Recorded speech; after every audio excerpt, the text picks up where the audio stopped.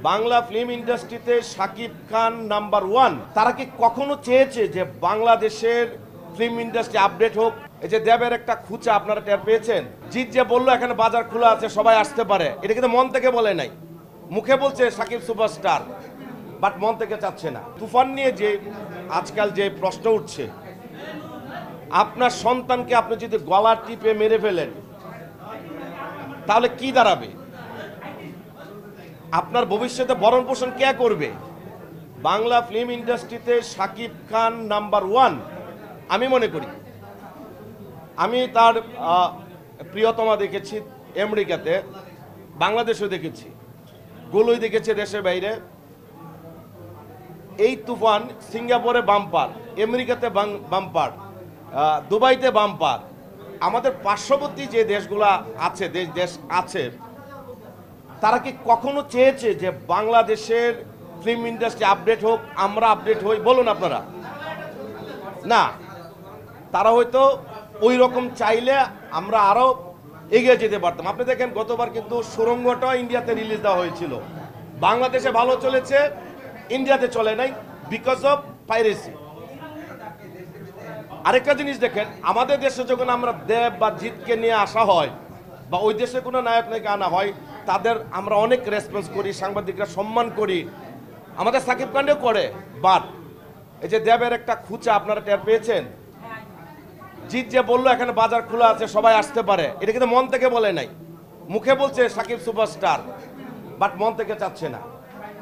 আমরা কিন্তু তাদের ভালো চাই। আমরা আমাদের প্রত্যেকটা ঘরে ইন্ডিয়ান চ্যানেল আছে, আমাদের চ্যানেল কি ইন্ডিয়াতে আছে?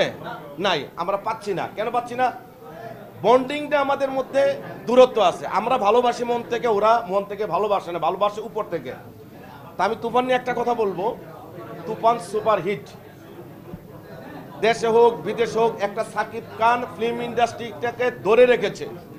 কিছু লোকের কাছে বিতর্কিত থাকবে, এটা সারা জীবন। আমি বললাম না, কোনো সংগঠন না। আপনি যে আপনার ফ্যামিলিতে আছেন, আপনার ওয়াইফের সাথে কি আপনার মনোমালিন্য হয় না?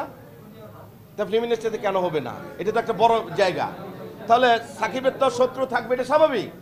বাট সাকিব খান মুচড়ে যাওয়া, দুমড়ে যাওয়া ফিল্ম ইন্ডাস্ট্রি, যেখানে 20 লক্ষ টাকা চলে এসেছিল সিনেমার বাজেট, এখন 10 কোটিতে আসছে, তাহলে আমরা কি তাকে প্রমোট করব না?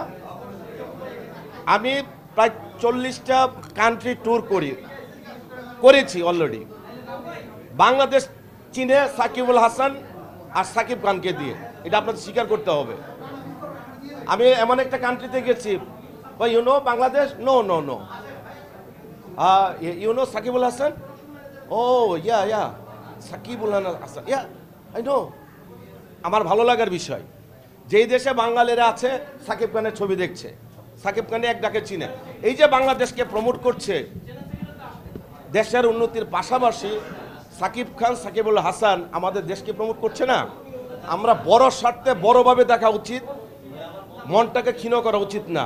আমি মনে করব নতুন যারা ডিরেক্টর আছে, হিমেল আশরাফ, তপু খান, ওরা কিন্তু ভালো বানিয়েছে, বাট তুফান সবচেয়ে বেটার গিয়েছে এই পর্যন্ত রিপোর্ট। প্রিয়তমা ভালো গিয়েছে। আমি আশা করি নেক্সট আরও ভালো হবে এবং আমরা সবাই মিলে সাপোর্ট করব। এক দুজন বিচ্ছিন্ন ঘটনাতে থাকবে, এগুলো আমরা না ধরি।